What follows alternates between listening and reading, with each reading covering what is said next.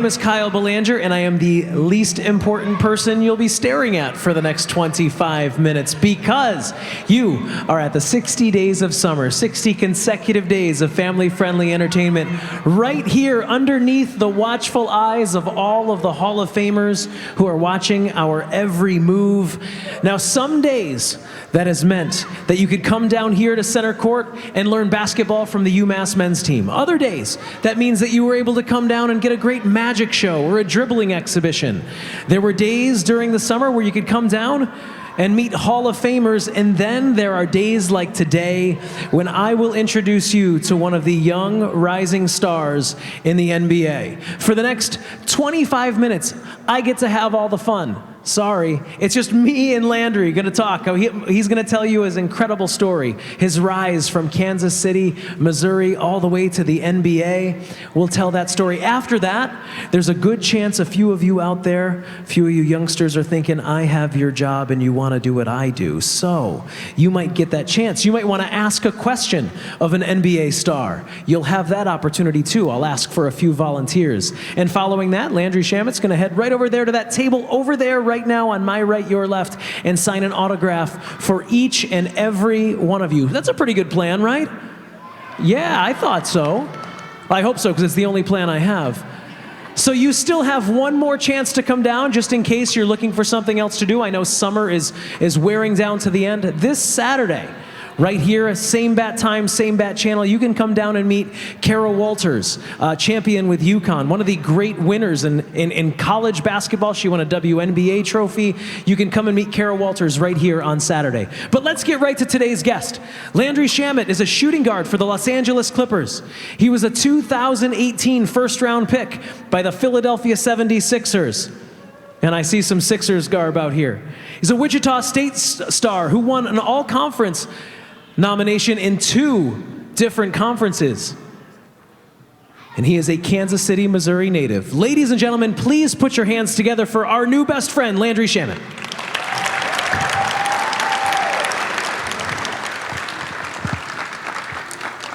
It's okay that I said you're our new best friend, right? It's okay. Great.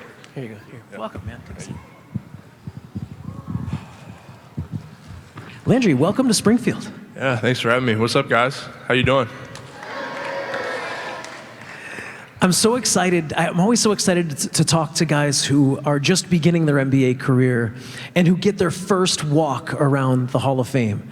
And so, if you don't mind, I want to start where I usually end, which is to ask you to sort of reflect on this moment for yourself, because you have accomplished so much already, whether it's all conference and two great conferences in college, or being drafted, or being in a blockbuster trade. And yet here we are sitting in front of all of these fans, one of whom came up a couple minutes ago and expressed how sad he was that you're not on the Sixers anymore. And you're here in the Hall of Fame.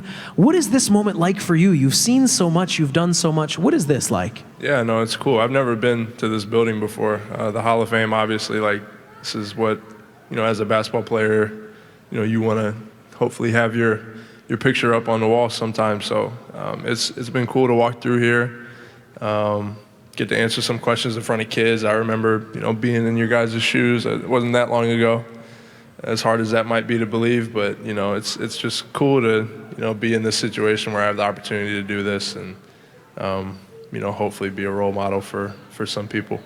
And we'll talk later about your camps and how you're really giving back to both of your communities, really, not just Kansas City, but also in Wichita.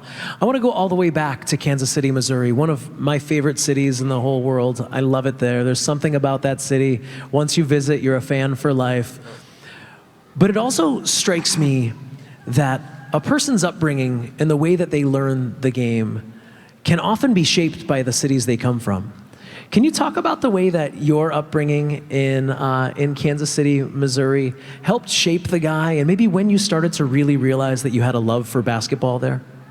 Yeah, well, I've always loved sports. I played baseball growing up too, and that was kind of it was baseball and basketball for me. But growing up in Kansas City, I was lucky to have a really good, circle of family around me. It was just me and my mom, a single mom. But then my grandparents and aunts and uncles and stuff were very involved and were able to help out in raising me and molding me. So they definitely helped. And the city itself, Kansas City is a great place to grow up. Nothing too crazy going on there. It's a pretty low-key, mellow town, family-based, a lot of good people there. So, I mean, there was a lot of positives there. And I always, being from Kansas City, it wasn't the biggest market. So when like my recruiting started and stuff, when college started, that thought started coming around. I always felt overlooked because I wasn't, seen as often or playing on the biggest name team or whatever. So that helped shape me as well. Just feeling like I had a chip on my shoulder, had to prove something. Feeling overlooked, being from Kansas City, smaller city, wanting to make it to the highest level, and that's kind of that chip has stuck with me, and I carry it with me. I love that because your game does have a chip on its shoulder. And you play like that guy who still, even though you've made it, who still wants to make it. Right? It's not enough just to get the locker. Now you got to keep the locker. And that's Right. the way that Landry Shamet's always played when I watch him. Yep. So I want to talk about your recruitment because, as you mentioned, you always did feel and you played as if like your star had never really arrived, and yet you choose to play at one of the great mid-majors in the country at Wichita State. I'm wondering if you could talk to me about the recruitment that Coach Marshall, Greg, we were just talking about him a few minutes ago, actually. What did he say to convince you that of all the places you could go, that you were going to be a wheat shocker? Well, a lot of it was close to home. It was like 3 hours from home, and I have a very close tie with my family and my mom specifically, and I wanted to be close enough to where they could come watch me play. That was important to me, and also, I mean, it was a winning program, and every night, that arena was sold out. Every game I played at home in Wichita State. So, I mean, he kind of gave me a couple different pitches, but the biggest one to me was, Fred VanVleet. He went to Wichita State. I got to play with him for a year. He just won a championship with the Raptors this year. And then Ron Baker was another guy. And so those two guys were two pros and two guys I wanted to learn from and play with. And that was his biggest pitch to me was, hey, you can play with these guys. You can ultimately become these guys and put yourself in the same situation that they're in. And I wanted to do that. I wanted to learn, see what it looked like, get that experience the best I could. And playing at that place in front of those fans and for Coach Marshall, who's arguably one of the best coaches in college basketball, it was a great opportunity all around. And it didn't take a whole lot, honestly. I kind of knew that's where I'd want to go. But it was a hard decision, but I think if I had to go back and do it all over again, I wouldn't do it any differently. I love that because your experience starts your freshman year where you an injury early on, you take a redshirt year. And I know that experience in the moment probably didn't feel awesome, right? I'm not telling you anything you don't know. Right. But clearly, once you settle in to improving your lot as a player, you came back fierce. I mean, what were you working on in that year during rehab and getting ready? Was it a mental thing? What were you working on to get ready to come back more strong than ever? Yeah, so for you guys that don't know, I've broken both my feet. They were like a year apart in college. So my first one came my freshman year. Played 4 games, and then I couldn't play anymore. I had to have screws in both my feet. And so that first year, the biggest thing I was working on, I just had to observe and learn and get better from a different perspective. Because when you can't walk and work out and run around, how do you get better? You have to watch, you have to be attentive and observant, and find ways from sitting on the side, how can I benefit from having my foot in a cast? Yeah. And being able to watch these guys play. So like I said about Fred VanVleet and Ron Baker, those were 2 guys I just was glued to, for the whole rest of that year, just watching how they, on practice days when, we just came off of a loss, how are you coming into the gym after a loss? And Coach Marshall's being hard on everybody. How do you carry yourself? What's that look like to be, a leader of a team, be a pro? What's it look like when we're down 15 at half? And everybody's looking at you as our best player, how do you carry yourself? So I was trying to just pick up on things that maybe you wouldn't, be focused on if you were playing. Like if I was playing, I would be focused on, okay, what can I do to help us win? But I can't. So now I'm watching, how does Fred lead the team, or how does Ron lead the team, like things like that.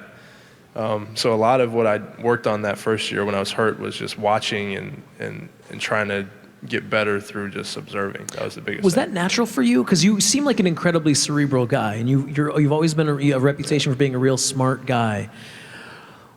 Was that exceptionally difficult to realize that I can't, from the waist down, I can't, I'm not going to be able to contribute? Yeah. And so was that a really hard thing to accept as a player? No, it was hard because I've never been hurt before. I've never, been in a situation where I've had basketball, what I do and love, taken away from me. Yeah. So it was hard, and like it was, points in time where I was really down and low or whatever, but it was pretty natural, like just to try to get something out of the situation.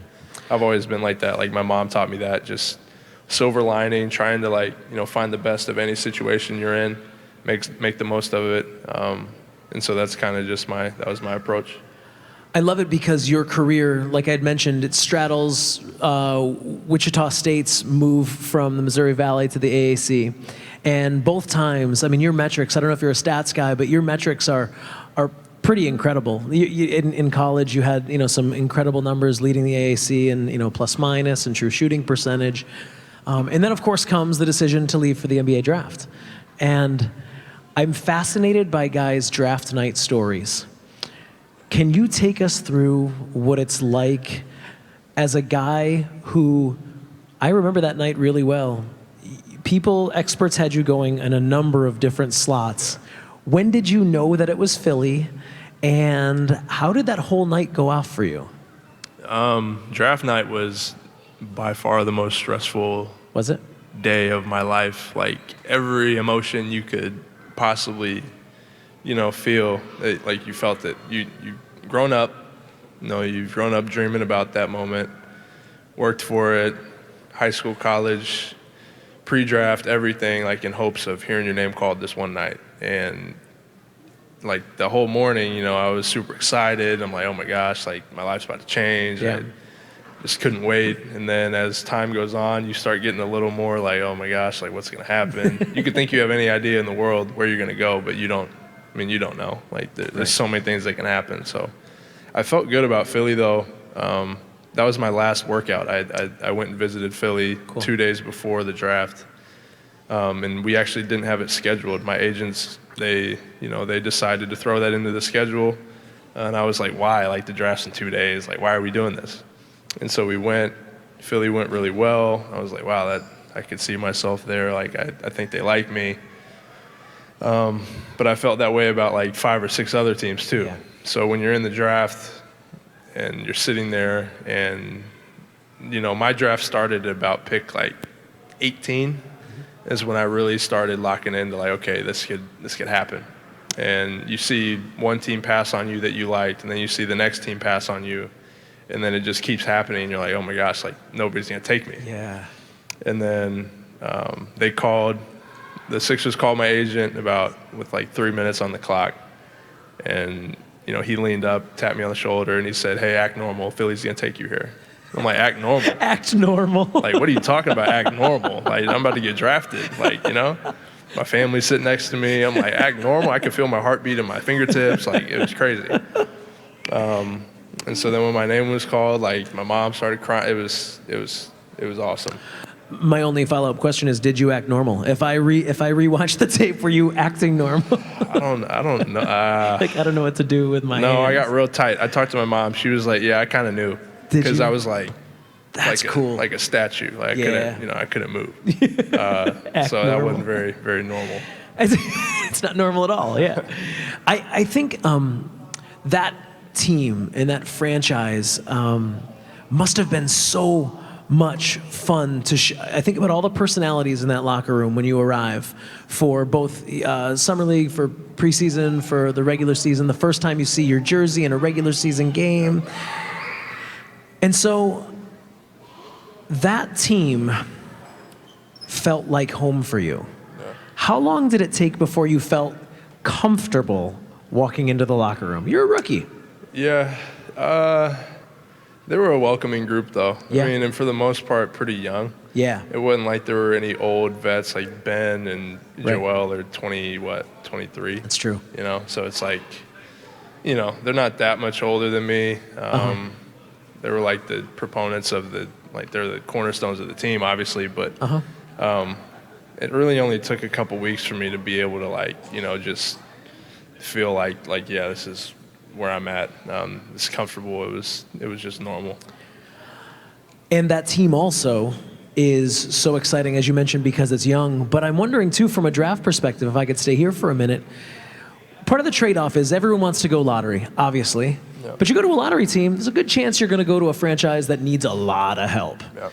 By going where you did later in the first round, you go to a team that's expected to make some noise, expected to make some waves, has some good things, has some good stuff in place. Yeah. So talk to me about the guys, the veterans, the Bens and the Joels, the way that they worked with the newer guys to make it so that that team was ready to make the step they did in the middle of the year. Yeah, it was the best possible situation for me. Yeah. I mean, I wasn't our highest pick. We drafted Zaire Smith at like 16, and unfortunately he, you know, got hurt, had some injuries. We had a couple other injuries, you know, to some other guys who would have been playing ahead of me, getting the opportunities that I ultimately got. So the NBA is huge on just opportunity. Yeah. Just, you know, if you have the opportunity put in front of you, you can be, there's a lot of guys that are good enough to play in the NBA that just haven't gotten that opportunity yet. Right. And, you know, me being, you know, you never want anybody to get hurt. You don't want to see any of that, but, you know, you have to be prepared for it. And that was just what I tried to do. So, you know, we had a couple guys go down, and, you know, I was fortunate enough to just step in and, you know, get that opportunity that I ultimately wouldn't have got. So, I mean, the veteran guys, they worked with me. They, you know, wanted me to get acclimated as quickly as possible because, you know, every piece was valuable and everybody on that team was valuable to help us win. So they did what they had to do, and they made me, you know, got me comfortable as quickly as possible. Landry, I feel like you played on two Sixers teams, and we talked about this a little bit because you played on the pre-Jimmy Butler Sixers and then the post-Jimmy Butler Sixers. What was the buzz in that locker room like? And for you as a player, you also mentioned opportunity, and I'm not foolish enough to forget that when someone who takes the number of shots that Jimmy takes, that's just it's not like there's not like more shots just arrive. Yeah. So was that a really exciting time for everyone in the locker room because they knew that everyone was better as a team, or what was that like for you? It was hard. Anytime you add new pieces to a team that's already doing pretty well, you know, you have to realign everything. So it's difficult to, you know, kind of refigure out how to play together. And it was hard for me, too, as a rookie. One, I'm trying to figure life out as a rookie. Yeah. This is my first trade. I really liked Robert Covington and Dario, two guys we got rid of for Jimmy. So it was like, it was hard at the time. It was like, dang, like, you know. So you get used to, you know, what the business is like. Guys just getting traded overnight, middle of the day, and then they're not on your team anymore. So that was hard. And then it was also hard having to kind of redefine my role, which I had felt good about. Before the trade, I felt like I knew where I fit in, and then now we're adding another superstar, so I got to refine that. So it was hard for sure, but, you know, obviously, like, that's just the business of it. You have to adjust to any changes, which, you know, that's just what you have to do. So it was a lot of fun, you know, being able to play on both of those teams. I learned a lot from both of them, and yeah. And so here's the part that I was telling you about. I warned you about this moment where I was going to ask for volunteers if anyone wants to ask Landry a question. So after this question, I only have 3 left for him. After this, I'm going to ask for volunteers out there, and we'll select a handful of you. My friends in the Hoop Hall staff will come around and select a lucky few of you to ask a question to a rising NBA star. Then you talk about the business. Then you get to learn firsthand about what that's like to be traded, because your trade in February to the Clippers, as that Sixers team is starting to gel, Tobias Harris comes back to Philadelphia, you go to Los Angeles. How did you learn about your trade, and how did that feel? Yeah, we had just played that night, lost to Toronto at home.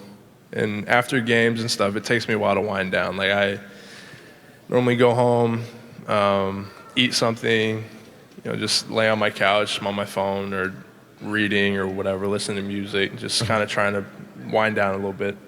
And it was like a day or two before the trade deadline, so I had texted, I was on Twitter scrolling, and it was like, one of the trending hashtags was like Philly trade rumors, and I didn't see my name one time. And so I texted my best friend like 30 minutes before the deal went down. It's like 2 a.m, right before I went to bed. And I was like, guarantee tomorrow morning when we wake up, like, something will happen. Like, we'll move somebody. Like, I just feel like it's gonna happen. I had a feeling. 30 minutes before I lay down, put my phone down, and then my agent texts me, "Are you up?" at 2:30 in the morning, like right before I go to sleep. That's not good. I'm like, you don't just ask. Yeah. Phone starts blowing up. Called me. Agent called me. He was like, he didn't even get to talk. I knew it happened. I was like, did I just get traded? Like did I just get traded? I was so mad. I was so mad. And then, you go through the initial emotions of like, it's like a bad breakup. Like, why don't they like me? What I do wrong? Totally. What should I have done differently? Like, that whole thing. You go through that.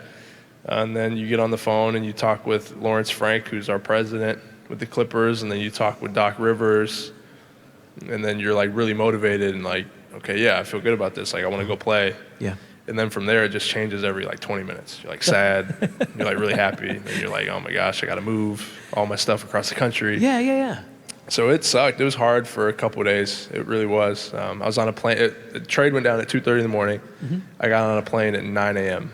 That like 7 hours later. So wow. Plane to LA.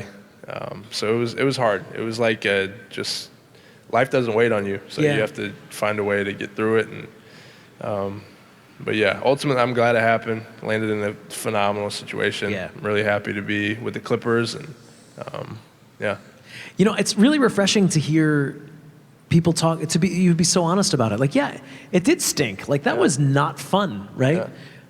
Do you have a question for Landry Shamet? Put your hands in the air right now, and we will select a handful of you. Awesome. I see all the great volunteers. My friends on the Hoop Hall staff will put you in that line to my right and your left.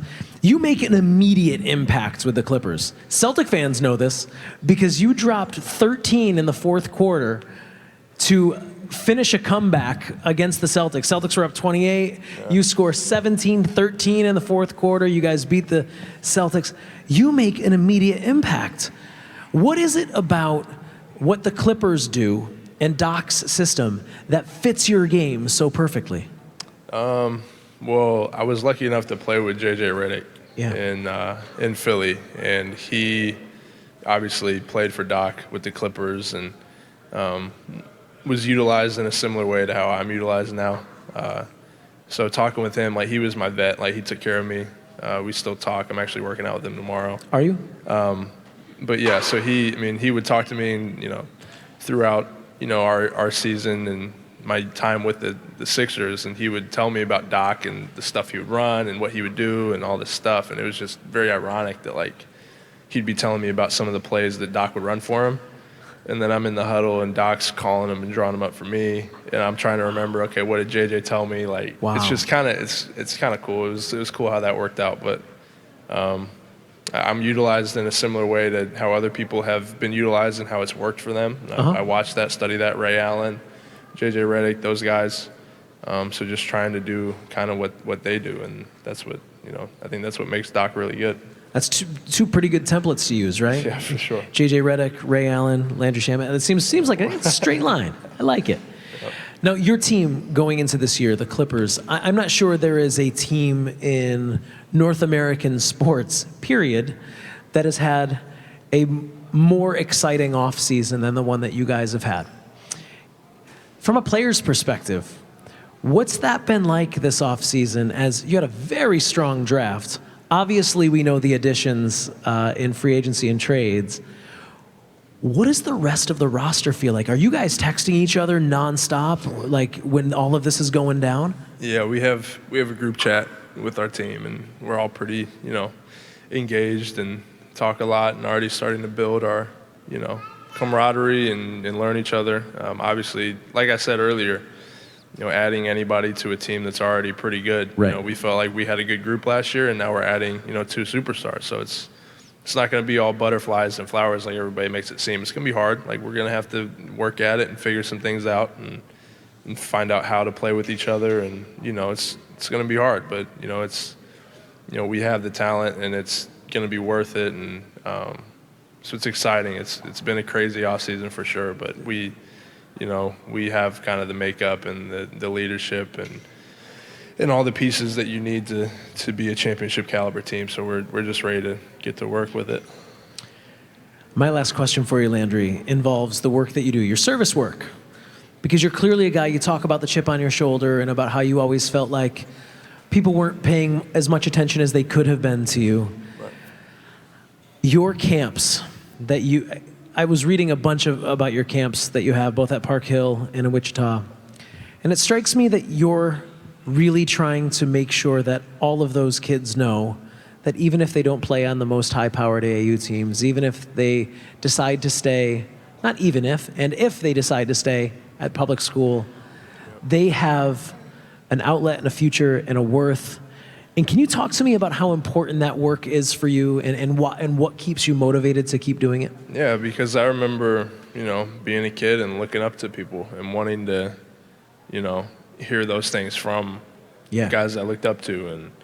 And it's important. I've been lucky to have people sprinkled into my life that have, told me little tidbits here and there, things that have still stuck with me that I, whether it was my favorite player at my high school when I was in like 6th grade, and he was talking to me about like, you can make it happen for yourself. And it's like, wow, it's a confidence boost when you're in 6th grade and this guy you look up to is telling you all this stuff. So I think it's important to like, feed people that, tell people what they need to hear. And at a young age when it's a crucial time where you can kind of figure yourself out, it's important. So, I take that seriously. And with the camps even, another thing I stress too is not everybody's going to be an NBA player. Like, not everybody wants to be an NBA player, but whatever it is that you want to do, I think it's important to realize that, not let anybody else kind of sway you off of that track and tell you differently. So I don't know. I'm just passionate about, helping kids find their way as early as possible,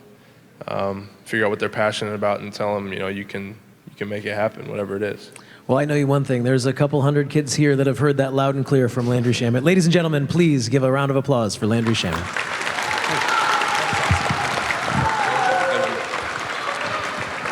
Now, I warned you earlier that the hard questions are coming. And so, let's see what we have. Let's bring up the first question right over here. And no pressure, none at all. I only have 2 requests. One, you let me hold the microphone, and the other, you introduce yourself to Landry. So what's your name and where are you from? Journey, I'm from East Hartford. Thank you, Journey. And what is your question? When is his birthday? When is my birthday? Real quick, your shoes are like really cool. Really like those.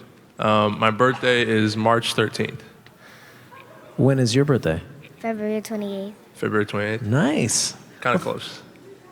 Thank you very much, Journey. Thank you. I appreciate it. We'll take the next question. That was awesome. How are you? What is your name and where are you from?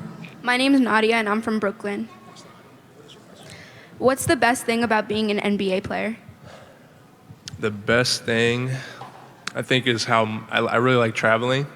So I got to we went to China last year, which I would have never been to China if it wasn't for me playing in the NBA. So I think all the traveling, being able to go places and see different places of the world that you might not see, it's my favorite.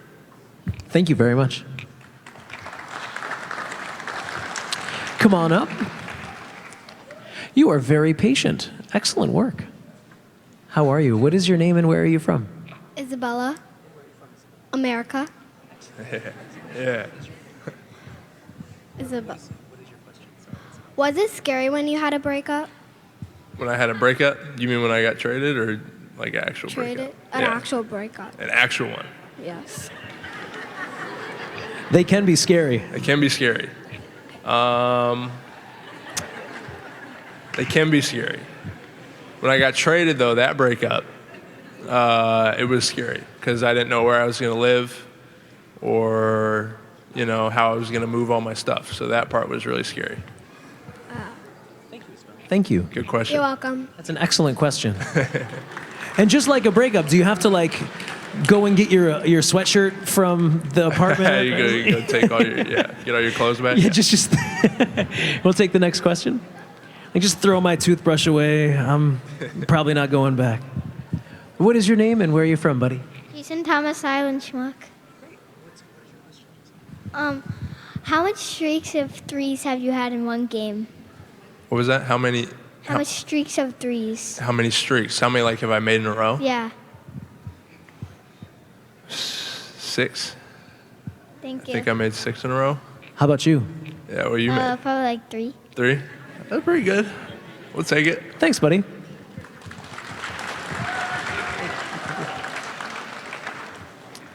How are you? What is your name and where are you from? I'm Kaylee, and I'm from New York. How excited are you to play with Paul George and Kawhi Leonard? I'm really excited. They're 2 really, really good players. Kawhi is arguably the best player in the NBA right now, you could say. So 2 guys are really, really good, and they're going to make my life easier. So I'm really excited. Thank you.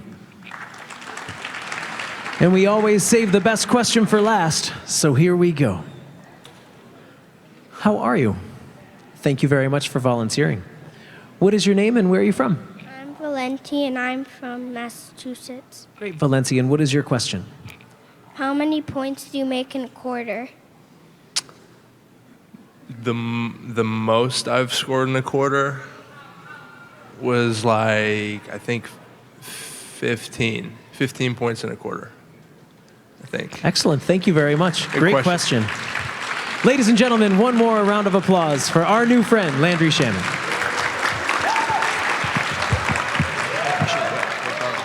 Now the fun continues. Landry is headed over to the...